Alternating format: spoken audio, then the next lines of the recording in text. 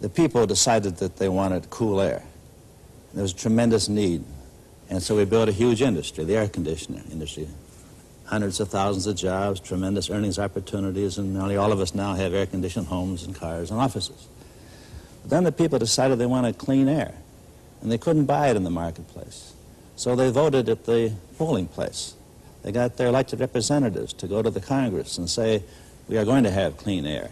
Now, overnight there was a new market, and the free enterprise system responded to that. Now there's a big environmental industry making earnings, providing jobs, but also serving this public need to have the freedom to breathe clean air. You grossly underestimate the extent to which the private market is able to do it. It's not an accident that the air, before you had any of this legislation, air and water were cleaner in the United States today than they were in the United States 100 years ago. You know, the automobile added one kind of pollution, but it eliminated a far worse kind of pollution. If you consider what the streets of New York would look like today if you were still transporting people by horse-drawn vehicles, you would have pollution on a scale that would stagger you. In the same way, it's not an accident that the air is cleaner and the water purer in those countries today that are the most advanced than they are in the backward country. It's not in Afghanistan that you find clean air and water. It's in the advanced countries. So the market is a very much more subtle mechanism than people give it credit for being.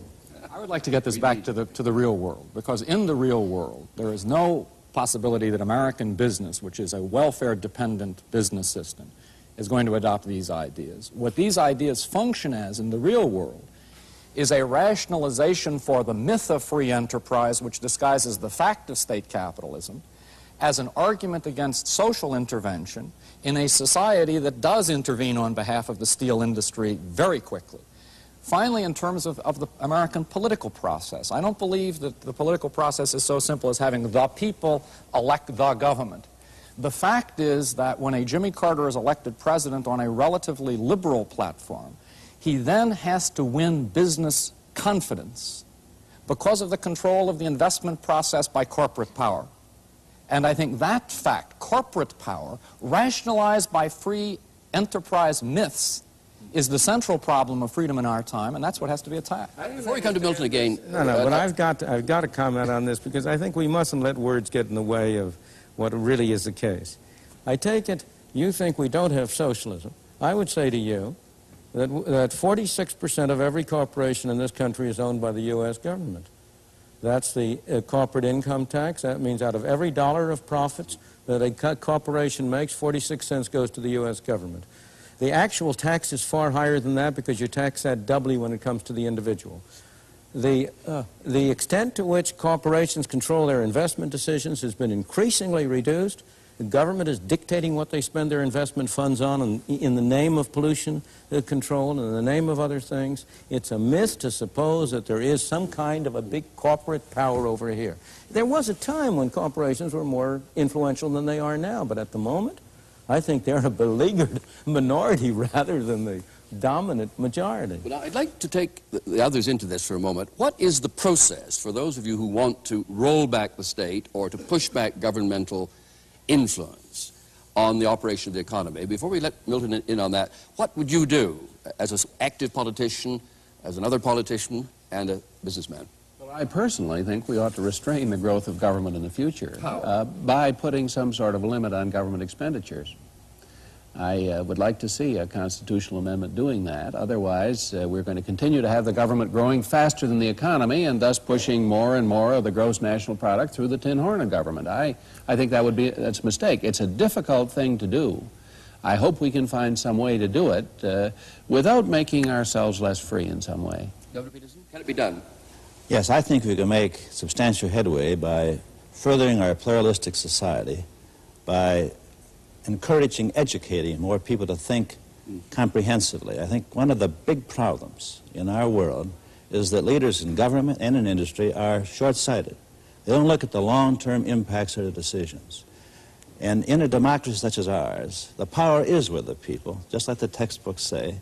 And if they get this more comprehensive understanding and knowledge, they're going to see to it that the special interests of elected officials will be in tune with getting reelected, And they will look at the long-term views just like the citizenry is. So I'm all in favor of an all-out push to get this freedom to vote in the polling place added to the freedom of the marketplace, because that's a potent combination. But voting in the polling place is a very different kind of freedom than voting in the marketplace.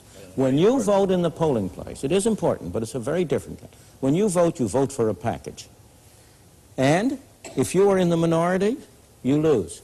You don't get what you want. When you vote in the marketplace, everybody gets what he votes for. If you vote for I vote for a green tie, I get a green tie. You vote for a blue tie, you get a blue tie. If we do that in the polling booth, if 60% of us vote for a green tie, you have to wear a green tie. Oh, but the 40% don't just shut up. They can try to influence the decision-making. They can try to influence, but it's a very different and less efficient mechanism for matching performance, matching results to individual tastes and preferences. Whatever kind of car I buy, I still get dirty air. There are good people running this society, and most of the people that we're talking about work someplace, and they know that their company is doing something pretty good or trying to do something pretty good. I think the people are going to start telling the leaders where they've gone wrong and start to redress it by the direction of the ballot box. Is it people in general are more conservative and in particular are more liberal? That is to say, if you ask the people in general, what do you think of government, get it off my back, less taxes. If you ask in particular, what about health, national health? What about full employment, government is the employer of last resort? What about pollution? Do something about it. Everett Ladd had an article in Fortune about a year ago, which is hardly a radical left-wing journal, showing this contradiction. And I think that there is in the United States today a rapid movement to the left, right, and center, which I obviously hope will be resolved not by an across-the-boards cut aimed primarily at poor and working people, but by an increasing democratization of economic power and an increasing democratization of the government. I think that in this complicated society of huge institutions and bureaucracies, if we talk about freedom, one of the things I would like to see would be a law providing funds for any significant minority to buy the research to counter the majority. If you don't have the expertise, the knowledge technology today, you're out of the debate.